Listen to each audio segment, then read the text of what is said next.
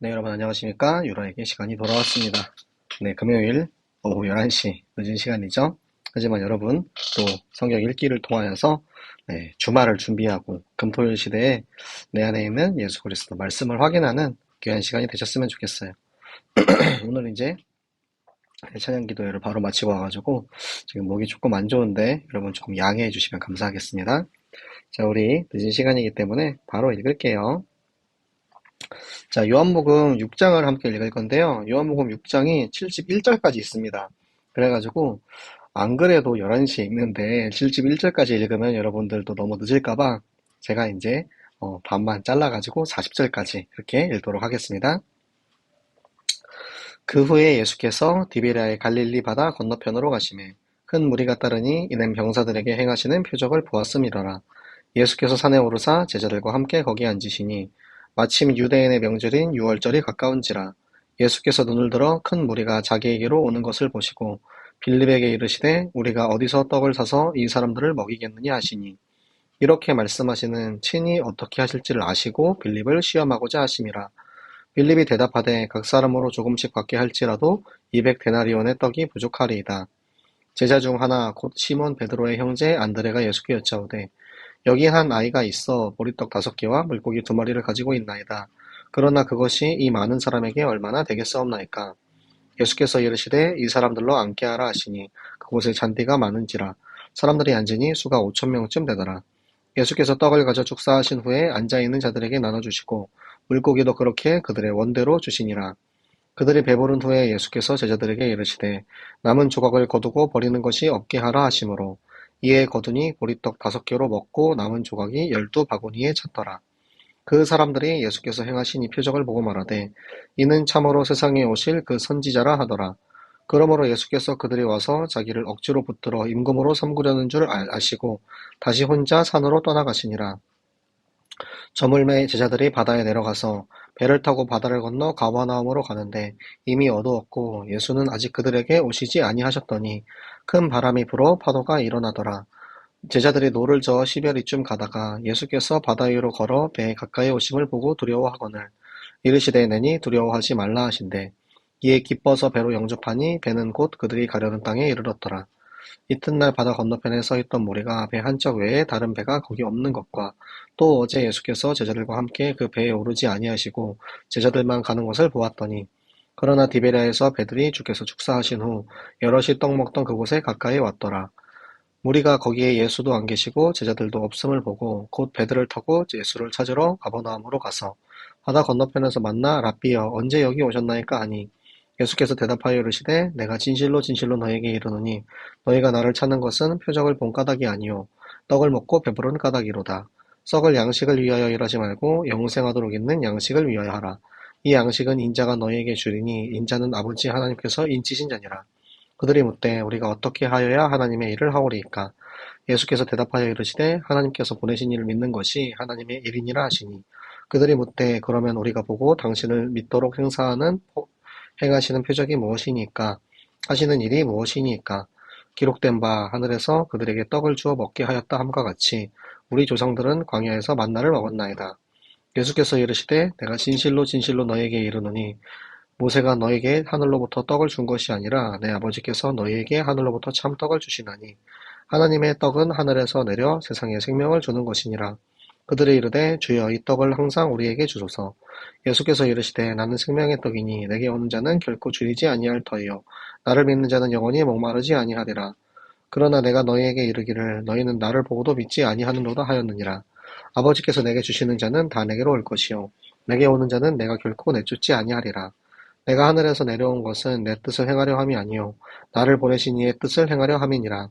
나를 보내신 이의 뜻은 내게 주신 자 중에 내가 하나도 잃어버리지 아니하고 마지막 날에 다시 살리는 이것이니라. 내 아버지의 뜻은 아들을 보고 믿는 자마다 영생을 얻는 이것이니 마지막 날에 내가 이를 다시 살리리라 하시니라. 아멘. 자, 요한복음 1장 6장 1절부터 40절까지 말씀입니다. 자, 예수님께서 이제 갈릴리 건너편으로, 그러니까 베세다로 건너가고 계십니다.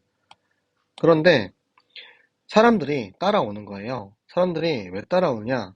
이제 병자들에게 예수님이 치유하시는 그 모습을 보고 저 사람이 뭔가 기적을 일으키는 선지자인가 보다. 그러니까 표적을 따라다니는 사람들이에요. 기적을 따라다니는 사람들. 사실은 교회를 다니다 보면은 우리 교회는 그렇지 않지만 생각보다 많은 성도들이 그런 뭔가 대단한 교회, 대단한 역사가 일어나고 이 교회에서는 막 치유가 됐다더라. 이 교회에서는 뭐 어떻게 됐다더라. 그런 이야기를 듣고 거기에 쫓아다니는 사람들이 참 많이 있습니다. 그런데 그런 사람들이 예수님을 쫓아오는데 마침 6월절 시기였기 때문에 그래서 이렇게 많은 인파가 모인 것 같아요. 왜냐면 6월절에는 이제 사람들이 모여가서 예루살렘에 가서 이제 예배를 드리기 위해서 막 몰려들잖아요. 그때 예수님이 이제 이적을 행하시는 그 표적을 보고 사람들이 예수님을 많이 따라가게 된 거죠. 그래서 이제 오병이어의 5천 명, 또 이 5천 명이 사실은 남자만 5천 명이기 때문에 뭐 여자와 아이들, 노인까지 다 합치면은 최소 2만 명에서 3만 명이 됐을 것이다라고 이야기를 하는 그만큼 많은 사람들이 쫓아온 이유, 여기에 이제 나오는 거죠. 그런데 다른 성경에는 이 무리가 쫓아오는 거 보고 제자들이 예수님한테 가가지고 예수님 지금 저 사람들이 저렇게 많은데 우리가 식량을 사러 마을에 좀 가봐야 되지 않을까요? 라고 이야기를 하는 장면들이 나옵니다. 이거는 마태, 마가, 누가복음에 동시에 똑같이 나오거든요. 그런데 요한복음은 요한은 그 자리에 현장에 자기가 있었기 때문에 다른 성경에 나와 있는 것을 보고 자기는 그것과 다른 시야로 그러니까 자기가만 본 것을 또 이렇게 좀 쓴 내용이 많다고 저번에 말씀드렸죠. 요 내용이 여기서 나오는 거예요. 예수님이 먼저 빌립한테 야, 여기 사람들 많이 쫓아오고 있는데 빌립아, 좀 먹여야 되지 않겠냐. 근데 그 중에서도 빌립한테 말씀하신 이유가 있어요. 빌립이 조금 믿음이 약간 약한 친구였어. 그래서 그러니까 보지 않고 믿지 않는 그런 류의 좀 친구였어요. 그래서 예수님이 빌립을 시험하고자. 근데 이 시험은 너 이 시험이 떨어지면은 제자 고만해. 이런 시험이 아니고 이런 시험을 통하여서 이 친구를 단련하시고 연단하셔가지고 이제 그 믿음을 더하게 하기 위해서 그 빌립을 이렇게 시험하신 거죠. 근데 빌립이 아니나 다를까 딱 현실적인 것만 보는 거예요. 사람들한테 그러니까 조금씩 받는다라는 건 그런 거죠. 뭐 예를 들어서 한 500원씩 주세요. 500원씩 주시면은 우리가 이제 나 가가지고 이제 돈 모아가지고 떡 사올게요. 그런데 당시에 예수님을 따라다니는 사람들 거의 돈이 없죠. 그러니까 가진 것들을 조금씩 조금씩 이렇게 걷는다 하더라도 200데나리온, 200데나리온이면은 노동자 200일의 월급입니다. 그러니까 돈이 많이 부족한 거예요. 그러니까 현실적인 문제에 부딪힌다라는 거죠. 그때 안드레가 예수님 여기 한 아이가 떡 5개와 물고기 2마리를 가지고 있는데 요걸로 이 사람들 먹을 수 있겠습니까?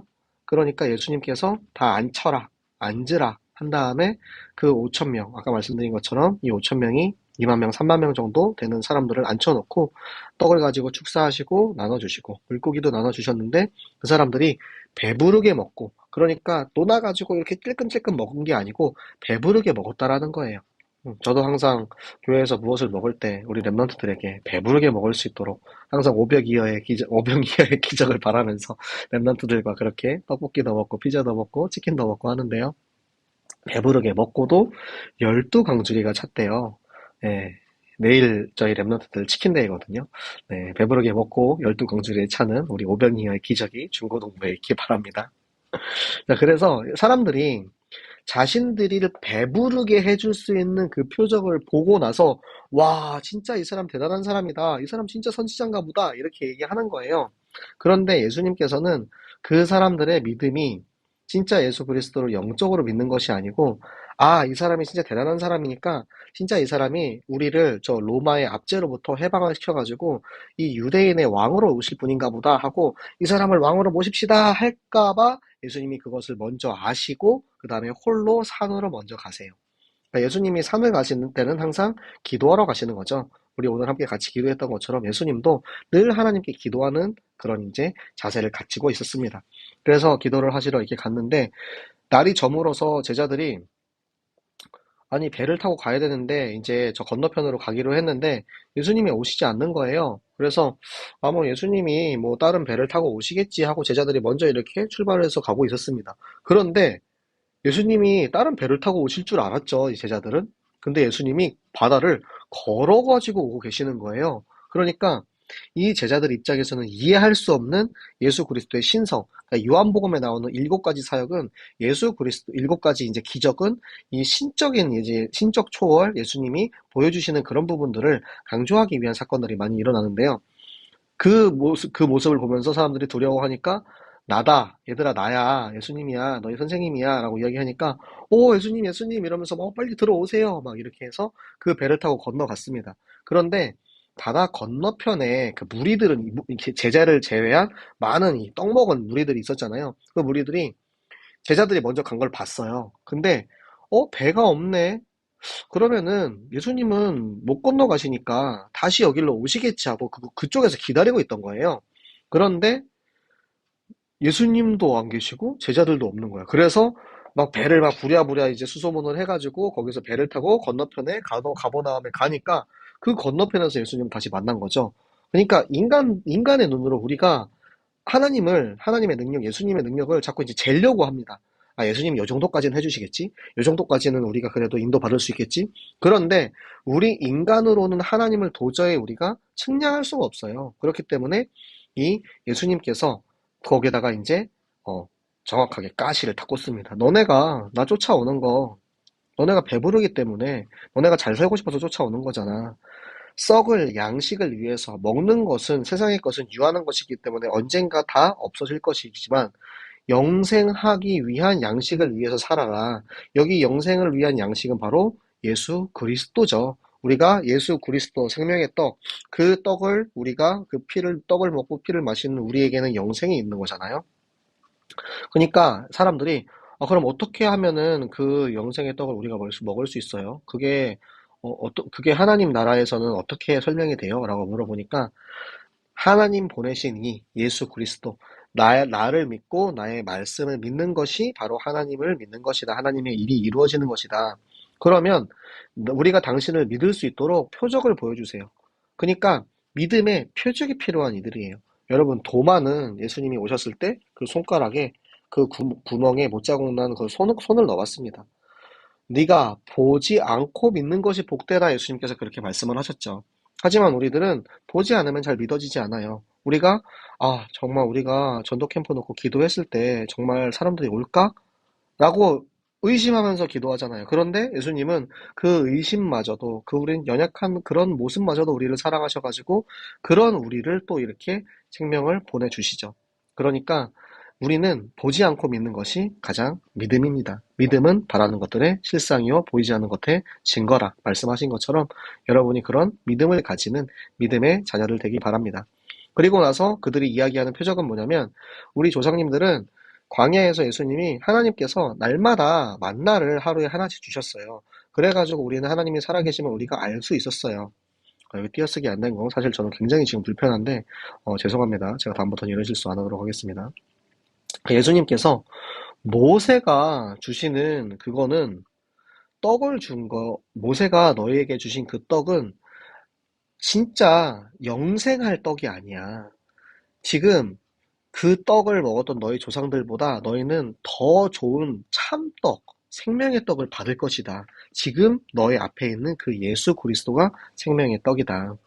그래서 하나님이 하늘에서부터 너희에게 주신 그 생명의 떡을 주실 것인데 그 이야기를 듣고 있으면서도 이들은 그러면은 영원히 배부르게 한다 했으니까 그럼 저도 배부르게 해주세요. 나 배부르게 해주세요. 나 배고프지 않게 해주세요. 그 떡 나에게 주세요. 어제 우리가 함께 읽었던 성경에서 사마리아 여인이 나왔죠. 사마리아 여인도 처음에는 예수님이 내가 누구인지 알면 영원히 목마르지 않는 이 영생의 생수를 달라고 했을 거다라고 이야기했을 때 그 여자도 똑같이 얘기했습니다. 저에게 그 물을 주세요. 저 이제 물 들어 나오기 너무 귀찮아요. 맨날 사람들 피해서 12시에 맨날 나오는데 나 목마르지 않게 해주세요.